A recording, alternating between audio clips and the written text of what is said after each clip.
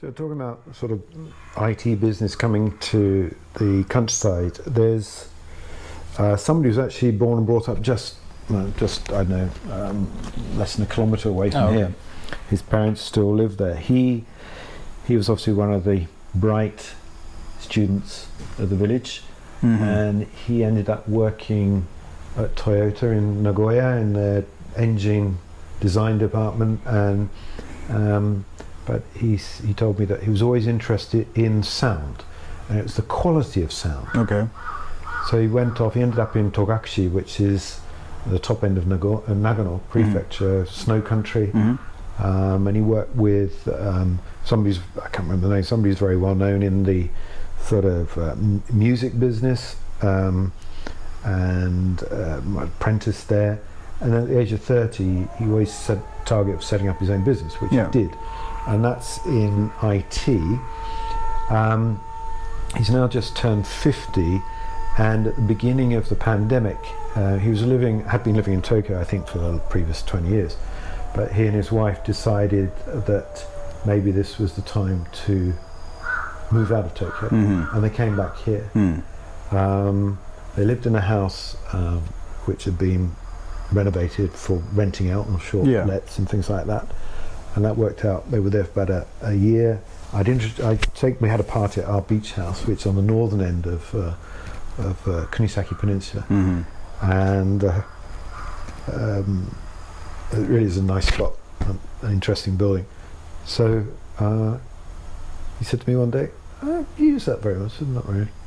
I said, "Can we live there?" So they moved there and lived there. But he has taken over what was the day service centre in the village, which closed down about a year and a half ago. Unfortunately, Christie City almost went bankrupt. Right.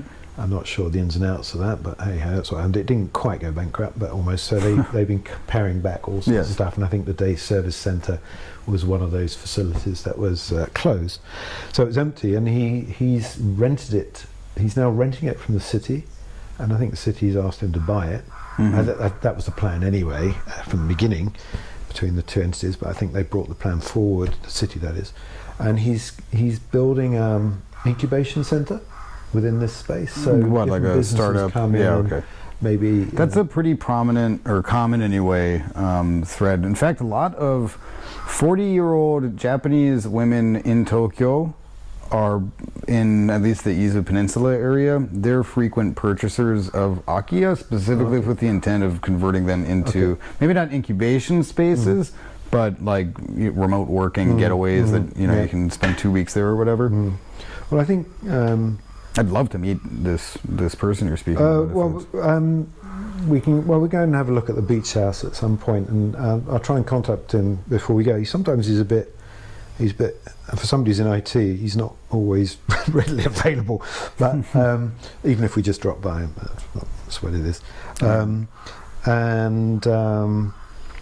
He only recently had a visitor. He's well connected with different businesses in Tokyo, and only recently he's telling me there's somebody turned up from Tokyo who are in the TV and film business, providing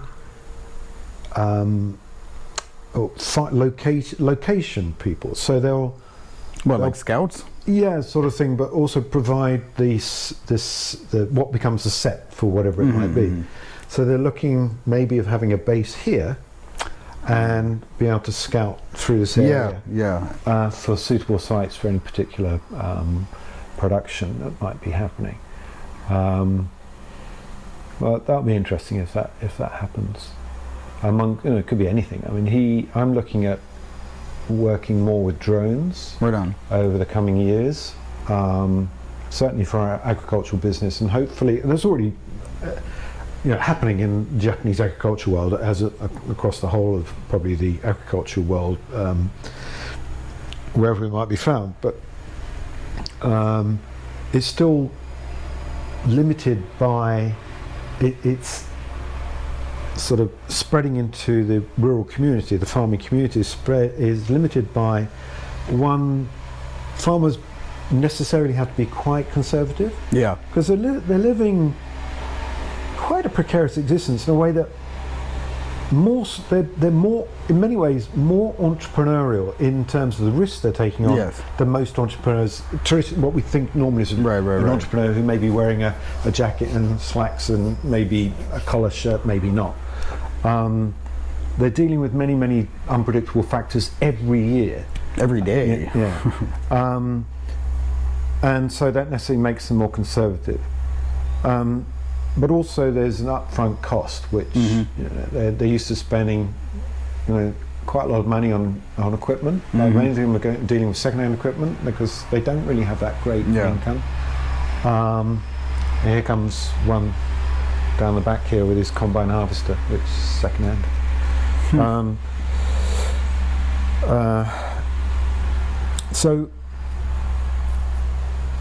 So what? Well, there's a lot to be learned from that too. I mean, and this conversation happens a lot when it comes down to kind of talks about rural revitalization or just initial vitalization, and learning from the elders and all of these things.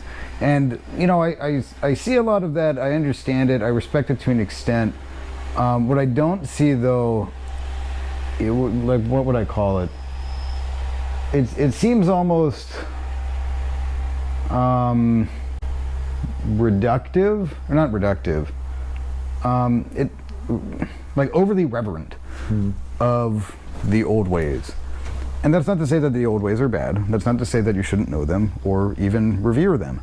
But what I don't see a lot of is, let's call it pivoting, right? Like learning from the entrepreneurial farmers, as you were saying, and taking that as a lesson that you can reapply to your IT business or your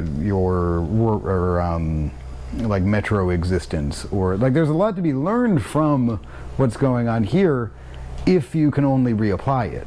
And so I don't see that called a filter or a lens really being implemented very much. I just see a lot of, hey, look, it's older people doing old people stuff. That's great. Well, I think a lot of farmers, for example, if they don't have to take on the risk of something, of introducing a new something or other, but that new something or other will help them, they'll be very happy. So for example, using drones to spray crops, or there's a company that's already doing or playing around with that. They're increasing it. So there's one of the bigger farmers here in terms of the land that he's farming. He necessarily has to bring in the latest equipment, including drones. Oh, interesting. So otherwise he just wouldn't be able to manage. I mean, basically it's him and his son, two of them covering a lot of ground. I think when they're really busy, they'll bring in operators of equipment and stuff like that. But essentially they're doing it themselves. But he has a contract with a big nationwide supermarket chain. So he can budget much more easily into the future, and also being a larger business, just scale makes it in some ways easier. He's still got all the risks that all the other farmers have, but he can maybe offset that a bit better than a smaller scale farmer can, especially when they're essentially dealing in the same product. I would argue that a smaller farmer's product is, if it's rice, for example, in this area, is probably on the whole better quality than somebody who's farming on a much larger scale, just because farming on a large scale you necessarily have to cut corners. It's just the nature of the game. Smaller scale you can be that, have that much more TLC. It's just the way it is. I've lost my train of thought. You're quite all right. I think we've probably got enough. What we got? 40.